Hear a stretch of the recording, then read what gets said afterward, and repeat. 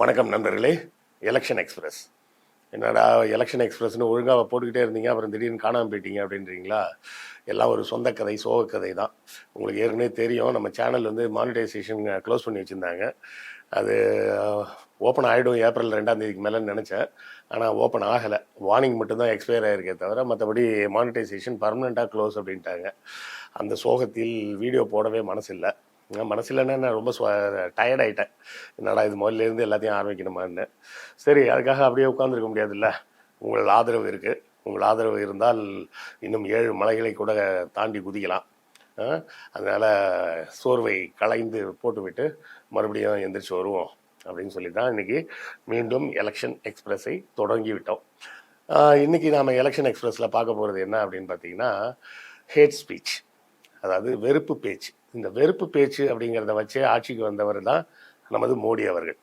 அப்போ இந்த வெறுப்பு பேச்சு எந்த அளவுக்கு போயிருக்கு அப்படிங்கிறத நம்ம கவனிக்கணும். இது வந்து ஒரு ஃபேமஸான ஒரு சேயிங். அது வந்து பைபிளில் சொன்னதாகவும் சொல்லுவாங்க, வேறு சிலர் வேறு இடங்களில் சொன்னதாகவும் சொல்லுவாங்க. கத்தியை எடுத்தவனுக்கு கத்தியால் தான் மரணம் அப்படின்னு. அது வந்து கத்திக்கு மட்டும் பொருந்தாது, ஹேட் ஸ்பீச்சுக்கும் பொருந்தும். ஹேட் ஸ்பீச் என்பது ஒரு வாளின் இருமுனையும் கூறாக இருக்கக்கூடிய ஒரு வாளை போன்றது. அப்போ என்ன ஆகும்னா, இந்த வாளை கொண்டு இப்படி நீங்கள் அடிக்கும்போது எதிராளி அந்த வாழை கொண்டாந்து உங்கள் கழுத்துக்கிட்ட நெருங்கினான்னா இந்த சைடு கூர்மை வந்து உங்கள் கழுத்தையும் வெட்டும். இப்போது பாஜக ஹேட் ஸ்பீச்சின் அடித்தளத்திலிருந்து உருவாக்கப்பட்ட தனது ஆட்சியை அதே ஹேட் ஸ்பீச்சின் மூலமாகவே இழக்கப் போகிறது அப்படிங்கிறது தான் நம்ம கவனிக்கணும். அதாவது எந்த குஜராத்தில் வெறுப்பு பேச்சு அரசியலை தொடங்கி வைத்து பல ஆயிரக்கணக்கான இஸ்லாமியர்களை கொன்று குவித்து அதன் தொடர்ச்சியாக ராமர் கோயில் கட்டுவதிலிருந்து எல்லா வேலையும் அந்த அடித்தளமே வெறுப்பு பேச்சில் தான் ஆரம்பிச்சுது. அதுவும் குஜராத்திலிருந்து தான் ஆரம்பித்து அது டெல்லி வரை போய் டெல்லியிலேருந்து இந்தியா முழுமையாக பரவி ஒரு பெரிய வியாதியாக இந்த 10 ஆண்டுகளாக இருந்தது. இப்போ அந்த இரண்டாவது முனையின் கூர்மை வந்து அவங்களையே பதம்பாக்குது அப்படிங்கிறது தான் மறுபடியும் குஜராத்திலேயே பார்க்கிறோம். குஜராத்தில் தொடங்கிய அந்த அவர்களின் அசுர வளர்ச்சி குஜராத்திலேயே முடிவுக்கு வரப்போகுது அப்படிங்கிறத நம்ம கவனிக்கணும்.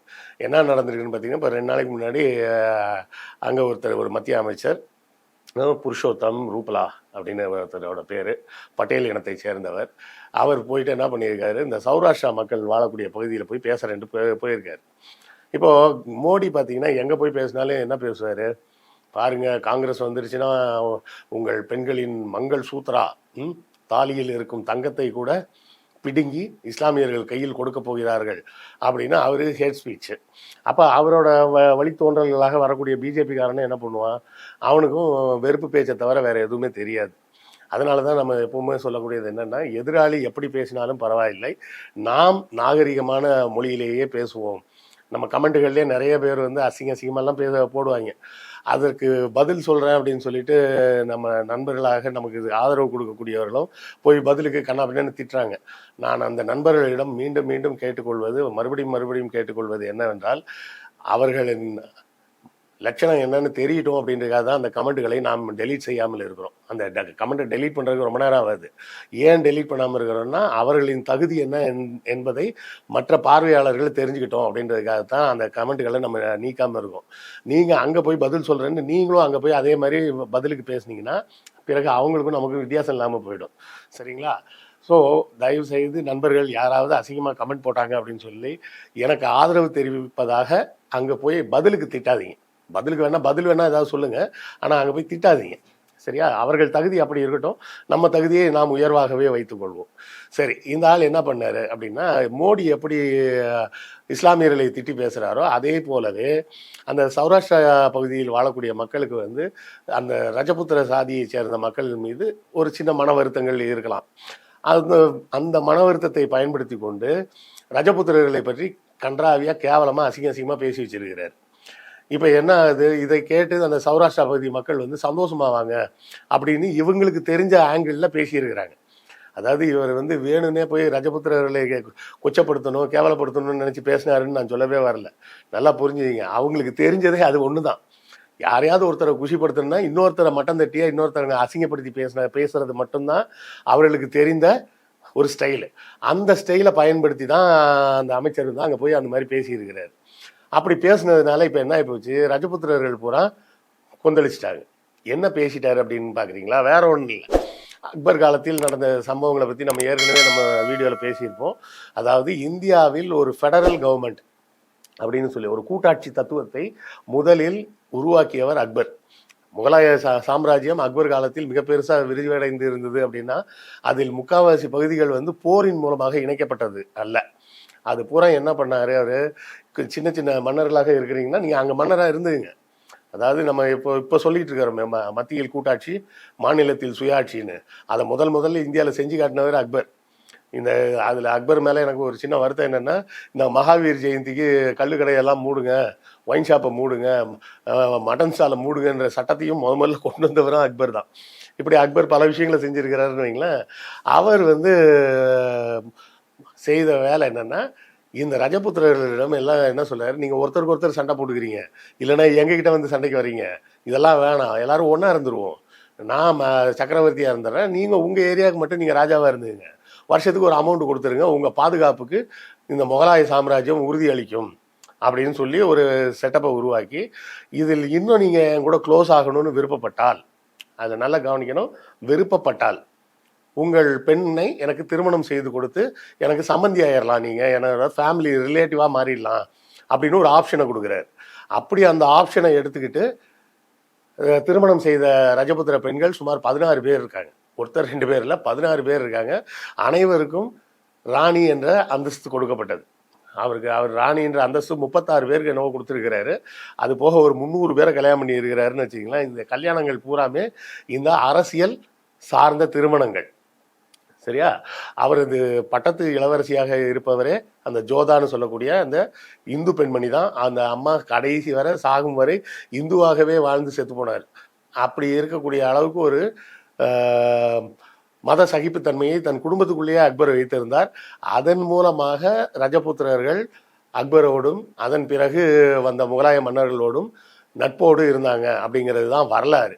இதை கொச்சைப்படுத்தி அசிங்கப்படுத்தி இந்த ரஜபுத்திரர்கள் வந்து மானங்கெட்டவர்கள், இவங்க வந்து வெள்ளக்காரங்கிட்டையும் அப்படிதான் இருந்தாங்க, இஸ்லாமியர்கள்ட்டையும் போய் பொண்ணு எடுத்துக்கிட்டாங்க அப்படின்னு அந்த மக்கள் வந்து தேசபக்தியும் இல்லாதவர்கள், தங்களுடைய இனப்பற்றும் இல்லாதவர்கள், இந்து மதத்தின் மீதும் பற்று இல்லாதவர்கள்ன்ற மாதிரிலாம் அசிங்கமாக இருந்தாலும் பேசி வச்சிருக்கிறாரு. இப்போ இதன் மூலமாக என்ன ஆகி போச்சு, எல்லா ரஜபுத்திரர்களும் தெளிவாக சொல்லிட்டாங்க, அந்த ஆளை வந்து கேண்டிடேச்சர்லேருந்து தூக்குங்க, அவரை வந்து போட்டி போட சொல்லக்கூடாது அப்படின்னு சொல்லி எல்லாரும் போராட்டம் பண்ணுறாங்க. அதில் ஒரு பெண்மணி வந்து சாகும் வரை உண்ணாவிரதம்ட்டு வேற போயிட்டாங்க. அது ஒரு பக்கம் ஒரு பெரிய விஷயம்னு வைங்களேன். இதில் இன்னொரு முக்கியமான விஷயம் என்னென்னா, இந்த அமைச்சர் வந்து வெளிப்படையாகவே மன்னிப்பு கேட்டார். அவர் என்ன தயவு செய்து மன்னிச்சிருங்க, நான் ஒரு ஆங்கிளில் சொன்னேன், அது வேற ஒரு ஆங்கிளில் புரியப்பட்டது அப்படி இப்படின்னு சால்ஜாப்லாம் சொல்லி மன்னிப்புலாம் கேட்டார். மன்னிப்பு கேட்டாலும் ரஜபுத்திர மக்கள் வந்து இவர்கள் அதை ஏற்றுக்கொள்வதாக இல்லை. இப்போ என்ன பிரச்சனைனா, குஜராத்தில் பார்த்தீங்கன்னா 17% பேர் ரஜபுத்திரர்கள். 17ன்றதை கொஞ்சம் ரவுண்ட் ஆஃப் பண்ணி 20ன்னு வச்சிங்களேன். அதாவது மொத்த ஜனத்தொகையில் 5ல் 1 பகுதி இந்த ரஜபுத்திரர்கள்.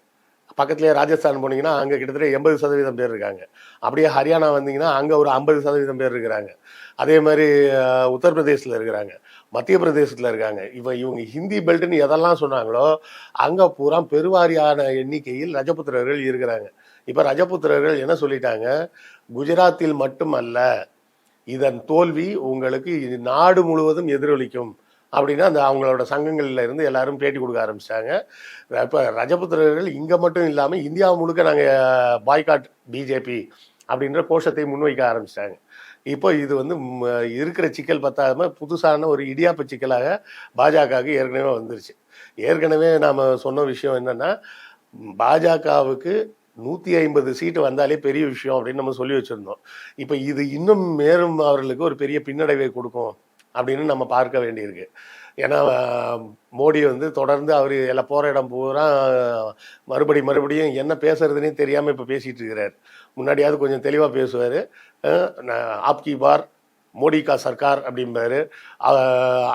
அப்பனி கே பார் 400 சீட்டா அப்படின்லாம் பேசிகிட்டு இருந்தார். இப்போ எல்லாத்தையும் விட்டு இப்போ அவரோட டோன் எப்படி மாறி போயிடுச்சுன்னா, காங்கிரஸ் ஆட்சிக்கு வந்தால் என்ன நடக்கும் தெரியுமா அப்படின்னு அவருக்கே இப்போ பேச ஆரம்பிச்சார்.